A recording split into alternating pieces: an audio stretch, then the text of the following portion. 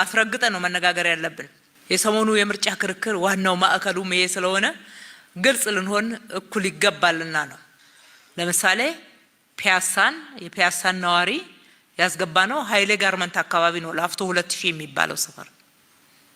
መሀል ከተማነቱ ምንም የሚያጠራጥር አይደለም። ቢሆንም ግን ለምን ፒያሳ ላይ አልተሰራም ተመልሶ የሚባል ከሆነ እንዴ ይሄን ሁሉ ነዋሪ የት እናስቀምጠዋለን? ቀድመን ሌላ ቦታ ቤት ካልሰራን፣ ቀድመን ሌላ ቦታ ቤት ሰርተን ወደ ቤት ነው ያስገባናቸው። የወጡበት ቤት ይባል ነበር ወይ ነው ዋናው ጥያቄ። ምን ነው ሰው ከፒያሳ እጣ ወጥቶለት ቱሉ ዲምቱ ሲሄድ የዛሬ 20 ዓመት አካባቢ እየጨፈረ ብር አዋጥቶ እየደገሰ ሄዶ እንደሸኘው ሱኮ ቤት አገኘ እሷ ቤት አገኘች እየተባለ ማለት ነው። ቱሉ ዲምቱ ከገላንጉራ 3.7 ኪሎ ሜትር ይርቅ የለ እንዴ? ገላንጉራ እኮ ነው ወደዚህ። ኮየ ፈጬ ከገላንጉራ ትንሽም ቢሆን ይርቅ የለ እንዴ? ገላንጉራ ነው አለ ወደዚህ ቅር። እዛ እጣ ይወጣላቸው ሰዎች እንደዛ እየተደገዘ ለዛው ባላለቀ ቤት ራሱ ባለቤቱ የሚጨርሰው እየተባለ ማለት ነው። እቺ ጥንቅቅ አድርገን ጨርሰን እቃ ጭምር ጭነን አስገብተን ቁልፍ አስረከበን። እኛ ስላረግነው ነው ዝቅ የሚለው ቁልፍ ስላስረከብን ጠርተን።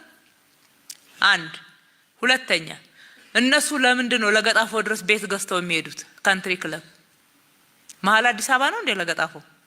ጨዋታው ግልጽ ነው። እኔ ካላወካሁት የሚል ነው። ሁለተኛ ሆድ ማስባስ በቀላሉ ይሄንን ህዝብ ይቻላል እያሉ ህዝቡ ነቅቶ የደረሰበት ደረጃ ላይ ያልደረሱ እንደሆኑ ነው የሚያሳየው። የምርጫ ክርክሩ ሁሉ በዚህ ዙሪያ እንደነበረ ስለምናስታውስ ነው።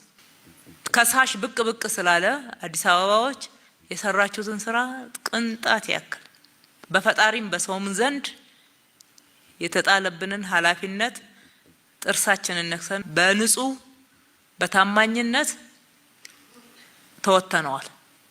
የትኛው ነዋሪ ነው ቤቱ ተገንብቶለት ቤቱ ተመልሶ ያልገባው? ማን የገባበት? ከየት መጥቶ? እስኪ ከሌላ ቦታ መጥቶ እነኚህ ቤቶች ውስጥ የገባውን ሰው ኢንተርቪው አድርገው በራሳቸው ያቅርቡ። እነኚህ የሚከራከሩ ሰዎች እንማርበታለን። ስለሌለ ሙሉ ኮንፊደንስ አለን። እኛ አላማችንም ማገልገል ነው።